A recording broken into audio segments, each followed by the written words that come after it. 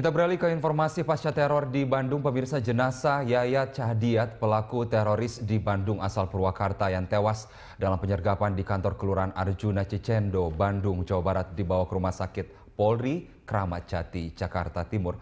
Petugas membawa jenazah dalam pengawalan anggota Brimob Satpolda Jabar. Jenazah Yayat tiba sekitar pukul 5 sore tadi dan langsung dibawa ke ruang jenazah Rumah Sakit Polri Kramat Jati, Jakarta Timur. Kedatangan jenazah mendapat pengawalan ketat dari anggota Satbrimob Polda Jabar dengan senjata lengkap. Rencananya polisi akan melakukan otopsi jenazah teroris. Sementara hingga kini belum ada pihak yang mengaku keluarga dari jenazah almarhum Yayat ini.